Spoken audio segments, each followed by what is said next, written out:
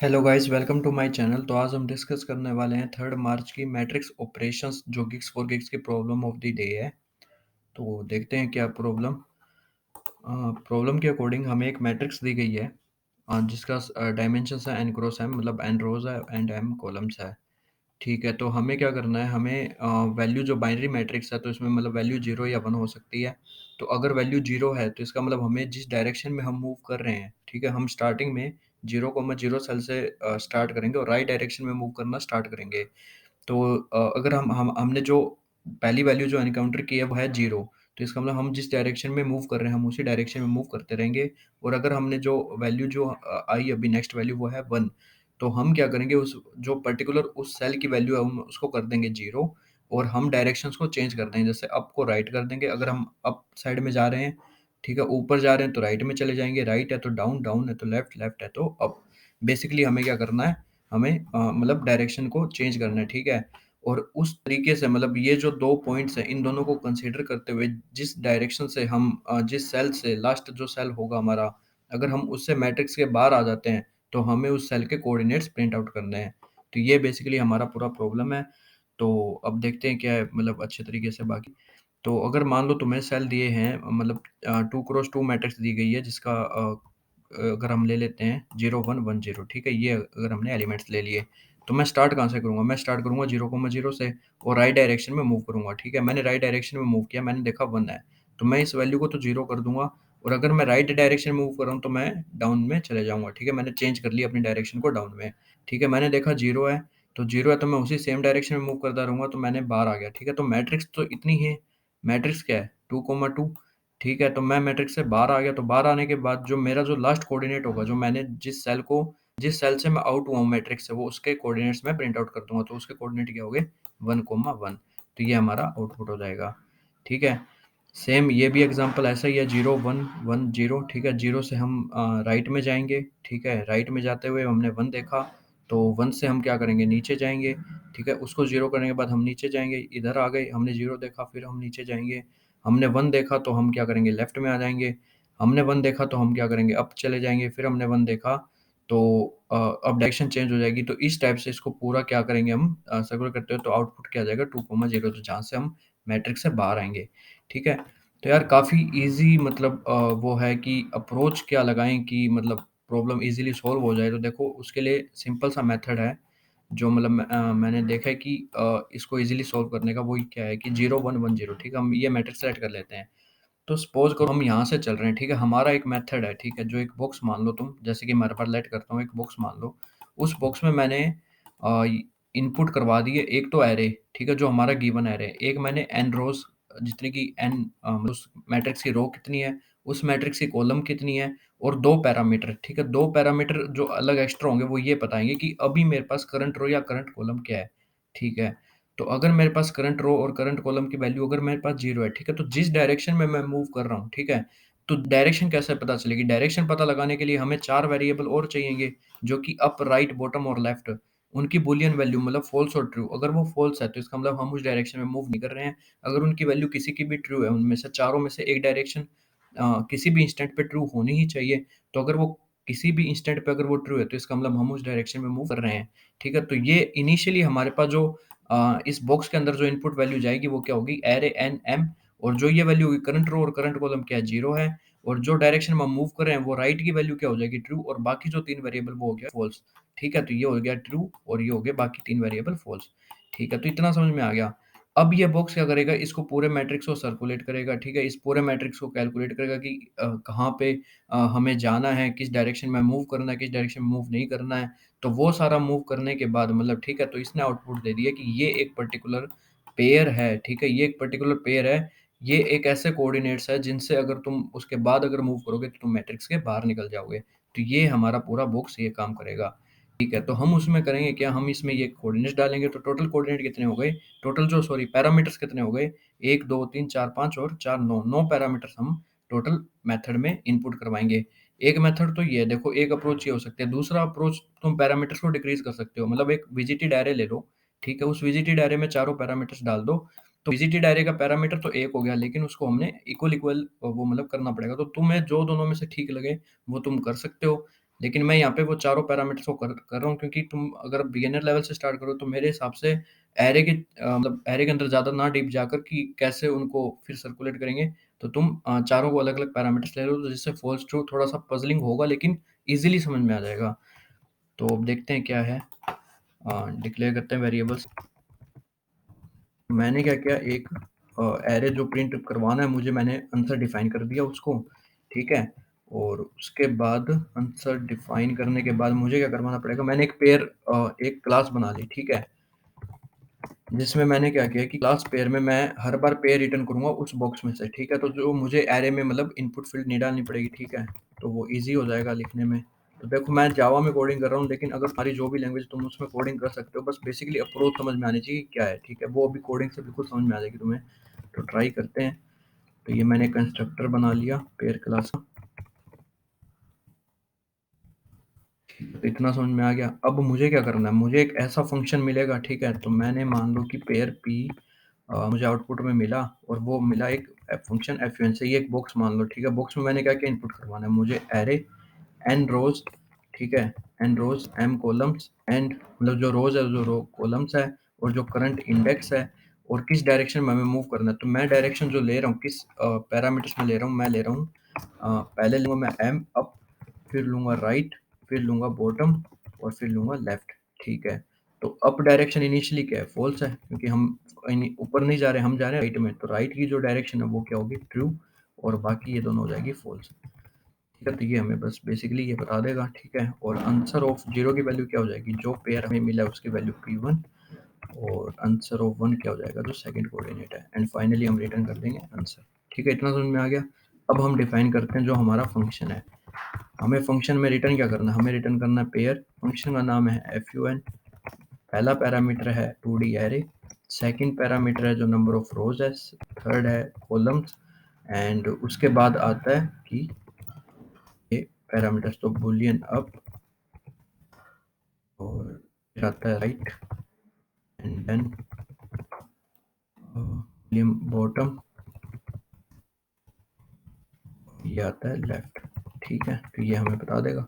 अब देखो यार क्या सिनेरियो हो सकता है, तुम मतलब मैट्रिक्स में देखो कि कहाँ-कहाँ से बाहर आ सकते हो। जब तुम्हारी रो की वैल्यू, तुम्हारी जो करंट रो की वैल्यू है, अगर वो -1 हो जाए, ठीक है? अगर रो की वैल्यू जो तुम्हारी मैक्सिमम जो n है उसके पास पहुँच जाए, या कॉलम की वैल्यू -1 हो जाए, सॉरी यहाँ पर, और कॉलम की वैल्यू मैक्सिमम हो जाए। तो ये 4 चीज़ें हैं जो हमें मतलब हमारे बेस केसेस होंगे जो हमें फ़िल्टर आउट करने होंगे। तो वो हमारे पास अगर रो की वैल्यू, ठीक है? हमारे पास जो करंट रो की जो वैल्यू है, सॉरी वो मैं डिफाइन करना भूल गया यहाँ पर।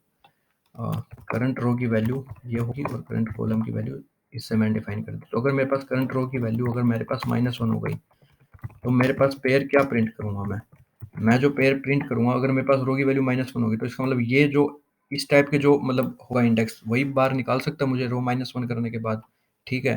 तो इसका मतलब रो जो होगी, ठीक है, वो क्या होगी, 0 होगी, और कॉलम पर्टिकुलरली डिफाइन हो जाएगा, ठीक है? तो मैंने क्या किया, अगर मेरे पास मतलब मैं रो -1 में पहुँच गया हूँ, ठीक है? तो -1 कब पहुँचूँगा मैं? जब मैंने इसको पीछे करते मैं लास्ट में आ गया हूँ, यहाँ पर आ गया हूँ, ठीक है? तो ये मेरा -1 दे देगा रो को, ठीक है? तो वो कैसे होगा? वो होगा जब मैं रो में से बाहर आऊँगा, ठीक है? तो कॉलम की वैल्यू वहाँ पर क्या होगी? कॉलम की वैल्यू जो है वही रहेगी, और ये हो जाएगी, ठीक है? अगर मेरे पास कॉलम की वैल्यू है -1, ठीक है? तो क्या पेयर प्रिंट आउट होगा? अगर कॉलम की वैल्यू -1 हो गई है, तो इसका मतलब जो हमारा लास्ट कॉलम जो हमने लिया होगा वो क्या होगा? 0 होगा, ठीक है? तभी उसके बाद ही -1 आएगा बैक करते हुए। अगर हमारे पास रो की वैल्यू अगर n हो गई है, मतलब जो नंबर ऑफ रोज पे अगर हम लास्ट में पहुंच गए हैं, ठीक है? तो हमें क्या प्रिंट आउट करना पड़ेगा? कौन सा पेयर, ठीक है? तो अब देखो यार, अगर हमने रो की जो वैल्यू है, अगर हमने वो n पे आ गए हैं, ठीक है? n पे मतलब कि हम आ गए हैं यहाँ पर, हमने ऐसे ट्रांसवर्स करते गए और हम आ गए लास्ट में, ठीक है? तो इसका मतलब हमारे पास रो की जो वैल्यू होगी वो होगी -1, ठीक है? क्योंकि लास्ट वही हमने इंडेक्स लिया होगा, तो कॉलम की वैल्यू सेम रहेगी। यार ये देखो, थोड़ा एक मैट्रिक्स को करके तुम जब देखोगे ना कि कैसे उसमें से ट्रांसफर्स कर रहे हैं, तो उसमें समझ में आएगा ईज़िली। फिर भी अगर कोई डाउट है तो प्लीज़ कमेंट करो यार, और अगर अभी तक सब्सक्राइब नहीं किया तो प्लीज़ चैनल को सब्सक्राइब करो और लाइक करो अगर अच्छी लगी वीडियोज़ तो। ठीक है, तो अगर कॉलम की वैल्यू m हो गई, अगर कॉलम की वैल्यू m हो गई तो हम मतलब लास्ट में पहुँच गए, तो हमने क्या किया होगा, हमने लास्ट में इस पर्टिकुलर जो भी रो होगी तो रो तो आएगी, और कॉलम -1 करना पड़ेगा क्योंकि लास्ट उस पे जाना है हमें। तो रो जो होगी वो तो होगी और कॉलम को -1 करना पड़ेगा। ठीक है, तो ये 4 होगी बेस केसेस। अब आते हैं जो जनरल केस है कि हमारे पास अगर करंट जो रो है और जो कॉलम है, अगर उसकी वैल्यू है 0, ठीक है, तो हमें क्या करना, उसी डायरेक्शन में मूव करना पड़ेगा। ठीक है, तो अगर हमें उसी डायरेक्शन में मूव करना पड़ेगा तो हम क्या करेंगे, हम करेंगे जो भी डायरेक्शन अभी है, ठीक है, तो एरे ऑफ और एन रोज हो गई, एम कॉलम्स हो गए, ठीक है, और करंट रो की जो वैल्यू क्या होगी, अगर हम उसी डायरेक्शन में मूव करते रहेंगे, ठीक है, अभी हमें ये देखना पड़ेगा कि हम कौन सी डायरेक्शन में मूव कर रहे हैं, हमारे पास कौन सी डायरेक्शन में, अगर हम ऊपर की डायरेक्शन में जा रहे हैं तो एक अलग केस डिफाइन होगा, अगर हम बॉटम में जा रहे हैं तो अलग डिफाइन होगा, राइट में जा रहे हैं तो अलग होगा और लेफ्ट में जा रहे हैं तो अलग होगा। ठीक है, तो ये चीज़ हमें देखनी पड़ेगी। तो अगर मैं यहाँ पे देखूँ कि अगर मैं अप जा रहा हूँ, अप मतलब कि मैं ऊपर की डायरेक्शन में अगर मैं जा रहा हूँ, ठीक है, तो मैंने क्या केस रिटर्न करूँगा, मैं रिटर्न करूँगा एन रोज एम कॉलम्स और जो मेरे पास जो करंट रो है, ठीक है, अगर मैं ऊपर की डायरेक्शन में जा रहा हूँ तो कॉलम मेरे पास सेम रहेगा लेकिन रो की वैल्यू क्या हो जाएगी, -1। ठीक है, और जो अप डायरेक्शन है वो क्या हो जाएगा, हमेशा ट्रू हो जाएगा अप की डायरेक्शन में, क्योंकि वैल्यू क्या है 0, तो सेम डायरेक्शन में मूव करना है, ये हो जाएगा। ठीक है, बाकी डायरेक्शन के लिए अगर हमारे पास वैल्यू है राइट ट्रू, ठीक है, तो उसके लिए क्या होगा, तो देखते हैं, इसको मैं कॉपी पेस्ट कर दिया। तो अगर मेरे पास मैं राइट में जा रहा हूँ तो राइट में जा रहा हूँ तो रो की वैल्यू सेम रहेगी लेकिन कॉलम की वैल्यू क्या हो जाएगी, इंक्रीमेंट हो जाएगी +1 से। ठीक है, और राइट की वैल्यू क्या हो जाएगी, ये हो जाएगी ट्रू और बाकी सब वो हो जाएगा फॉल्स। ठीक है, अगर मैं जा रहा हूँ लेफ्ट में, राइट लेफ्ट बॉटम, ठीक है, अगर मेरा लेफ्ट ट्रू है तो अगर मैं लेफ्ट में जा रहा हूँ तो यहाँ पे मुझे करना, मैं लेफ्ट में जा रहा हूँ तो इसका मतलब रो की वैल्यू सेम रहेगी लेकिन कॉलम की वैल्यू क्या हो जाएगी, -1 हो जाएगी। ठीक है, और ये वैल्यू क्या हो जाएगी, फॉल्स, ये भी क्या हो जाएगी फॉल्स और ये हो जाएगा ट्रू। एल्स अगर मैं अपराइट बॉटम, अपराइट लेफ्ट, अगर मैं बॉटम में जा रहा हूँ तो बॉटम में अगर मैं जा रहा हूँ तो उस केस में क्या होगा, मेरे पास बॉटम में अगर मैं जा रहा हूँ, ठीक है, तो रो की वैल्यू +1 हो जाएगी और कॉलम की वैल्यू सेम रहेगी, ये फॉल्स हो जाएंगे, ये भी फॉल्स हो जाएंगे, upright bottom and left.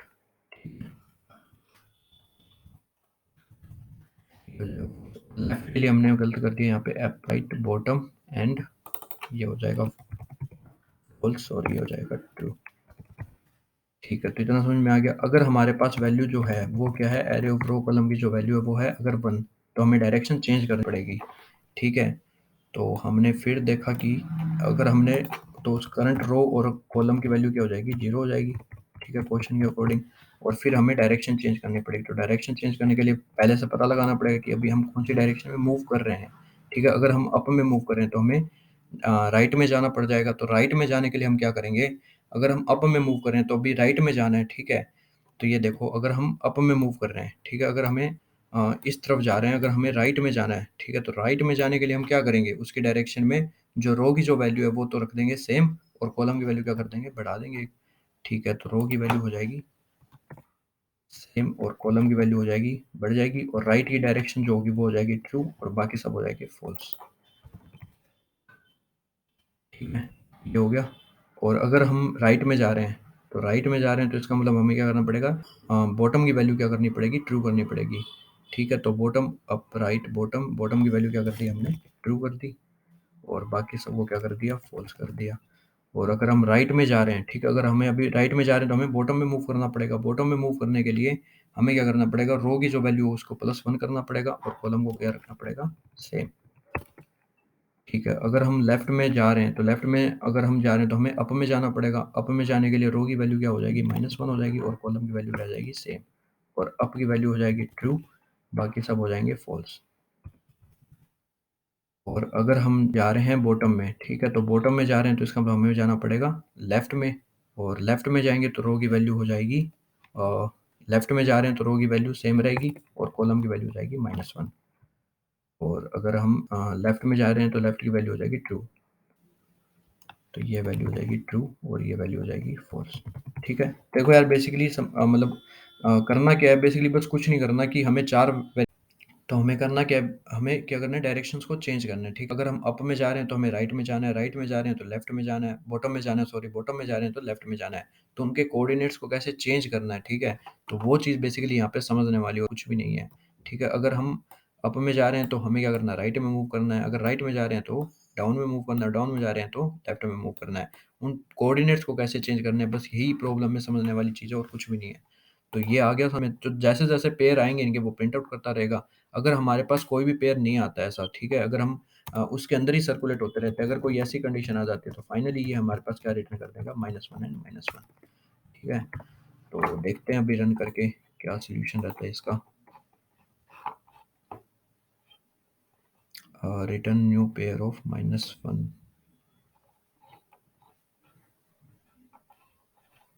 Sorry ये तो पॉसिबल ही नहीं होगा, ठीक है? क्योंकि वो अनरीचेबल स्टेटमेंट हो गया ना, इफ एल्स में हमने सारी कंडीशंस डाल दी है, ठीक है? तो ये सही हो रहा है सैंपल टेस्ट केस के लिए, देखते हैं फाइनली सबमिट करके।